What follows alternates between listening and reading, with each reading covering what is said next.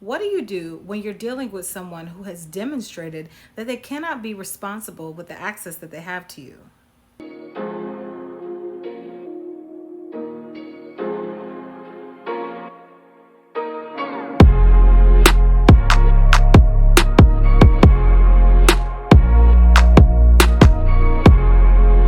Welcome, Queens. My name is Sherry. I am your spiritual optometrist and coach.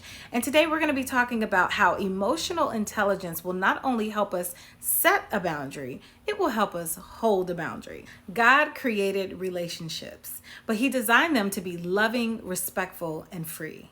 Unfortunately, we live in a world full of broken people.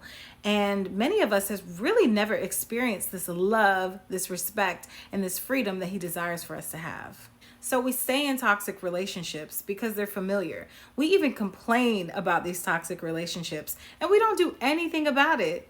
And I believe it is because we have not taken the time to get still enough nor clear enough about identifying our personal emotional needs, our values, and our desires. So what do you do when you're dealing with someone in your life who has demonstrated that they cannot be responsible with the access that they have to you? If a person has shown you time and time again that they cannot be trusted, they do not respect you, they're highly manipulative, and they do not care about your emotional or physical well-being, why are you in this relationship? Yeah, I'm coming from my sisters today who have forgotten who they are, who have forgotten that they are worthy and they are valuable and that they deserve nothing but God's best. Now, I understand you may be dealing with a toxic spouse, maybe even a toxic boss, a toxic family member, or a longtime friend.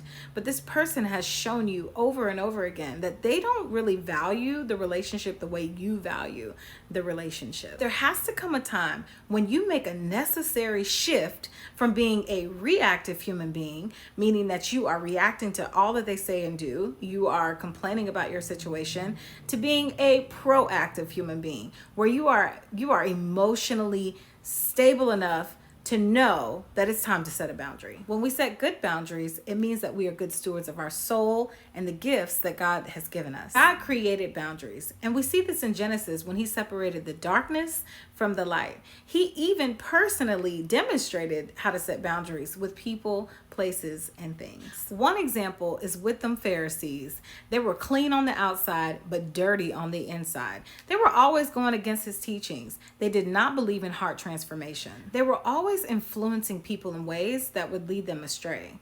And Jesus called them out on this. Jesus called them out on their hypocrisy. He confronted a problem, which is also known as setting a boundary. Jesus was very clear on who He was. He was clear on what He agreed with, and He was clear on what He didn't agree with. God is love, and God loves truth, which is reality. He is against sin and oppression and darkness. He stands against cruelty and violence in any relationship. So if God is clear about His opinions, His beliefs, and His attitudes, why aren't we?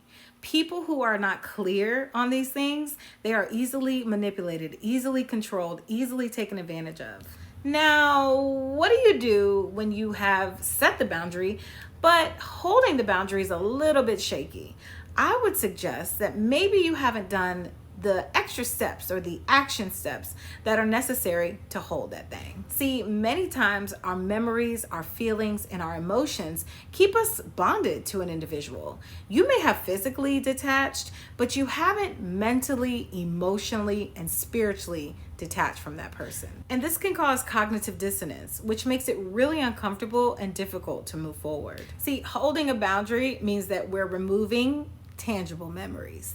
This looks like unfollowing, blocking on social media, discarding text messages, getting rid of them things. Yeah, get rid of them things. Removing pictures around the house. And if you have children, put them in a shoebox for when they get older.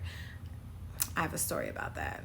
Let me just tell you, I wanted to cut my pictures up. I wanted to burn them suckers up. I wanted to set it off up in here.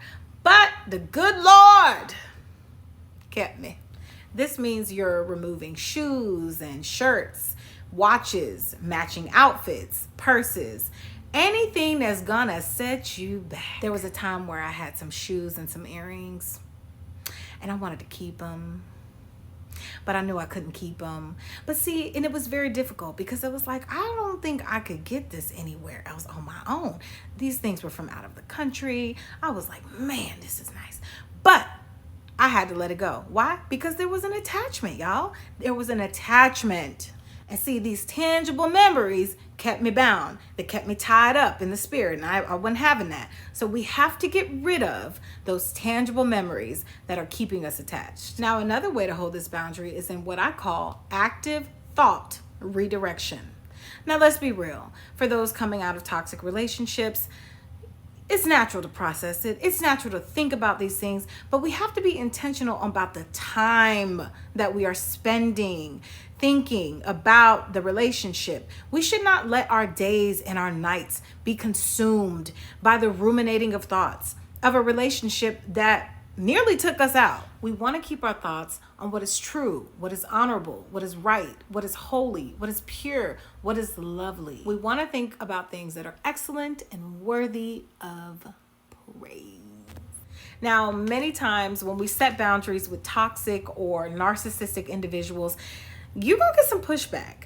They don't really like the idea that you are setting this boundary, and it may be even more difficult for you because of this pushback. So if you find it difficult setting the boundary or even holding the boundary, I would love to be your coach. I would love to walk you through this. I put all the information in the description box. Please, y'all, like, share, and subscribe to my channel for more information. I love you all, and I will see you in the next video. Bye.